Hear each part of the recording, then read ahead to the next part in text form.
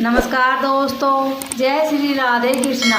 आज हम आपके लिए कार्तिक मास में सुने जाने वाले गोपाष्टमी की कथा लेकर आए हैं।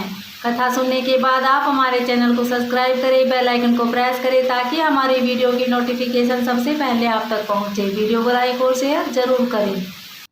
कार्तिक मास की शुक्ल पक्ष की अष्टमी तिथि को यानी आज गोपाष्टमी पर्व मनाया जा रहा है। जैसा कि इसके नाम से पता चल रहा है कि आज के दिन गौ माता की पूजा की जाती है।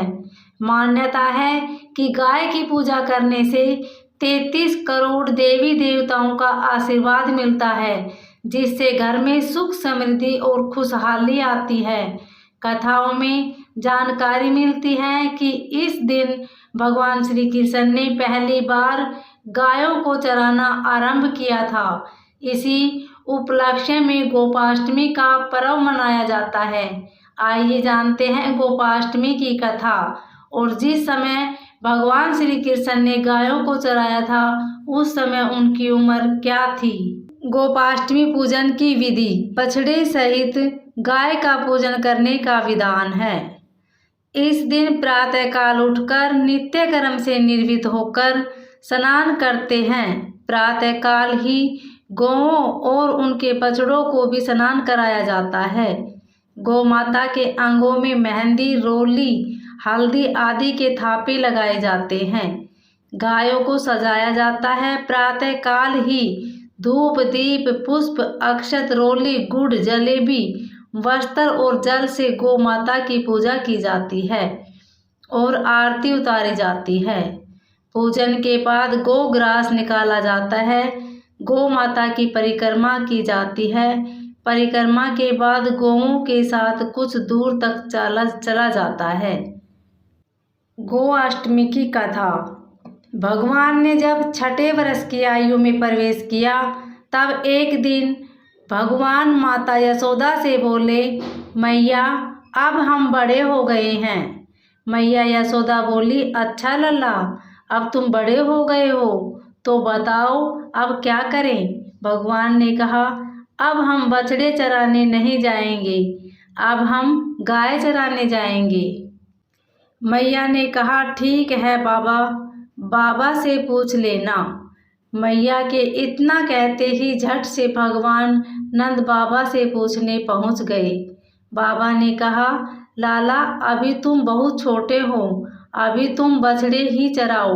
भगवान ने कहा, बाबा अब मैं बछड़े नहीं गाय ही चराऊंगा।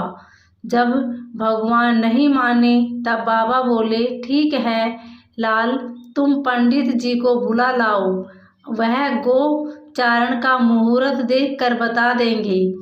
बाबा की बात सुनकर भगवान झट से पंडित जी के पास पहुँचे और बोले, पंडित जी आपको बाबा ने बुलाया है, गोचारण का मुहूर्त देखना है।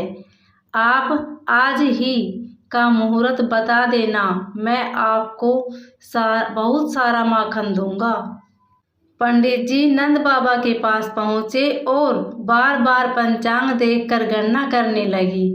तब नंद बाबा ने पूछा, पंडित जी के बात है, आप बार बार क्या गिन रहे हैं। पंडित जी बोले, क्या बताएं नंद बाबा जी, केवल आज का ही मुहूर्त निकल रहा है, इसके बाद तो 1 वर्ष तक कोई मुहूर्त नहीं है।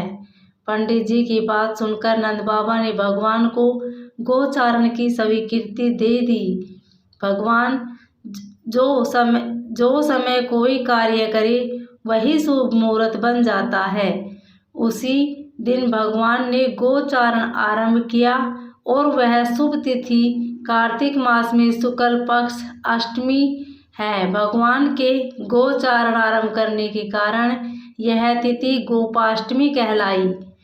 माता यशोदा ने अपने लल्ला के श्रृंगार किया और जैसे ही पैरों में जूतियां पहनाने लगी तो लल्ला ने मना कर दिया और बोले, मैया यदि मेरी गोएं जूतियां नहीं पहनती तो मैं कैसे पहन सकता हूँ।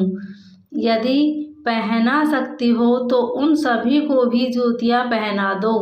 और भगवान जब तक वृंदावन में रहे भगवान ने कभी पैरों में जूतियाँ नहीं पहनी। आगे आगे गाय और उसके पीछे बांसुरी बजाते भगवान, उनके पीछे बलराम और श्री कृष्ण के यश का गान करते हुए ग्वाल गोपाल इस प्रकार से विहार करते हुए भगवान ने उस वन में प्रवेश किया। तब से भगवान की गोचारण लीला का आरंभ हुआ। जब भगवान गौएं चराते हुए वृंदावन जाते, तब उनके चरणों से वृंदावन की भूमि अत्यंत पावन हो जाती। वह वन गौओं के लिए हरी भरी घास से युक्त एवं रंग बिरंगे पुष्पों की खान बन गया था। जय श्री राधे कृष्णा।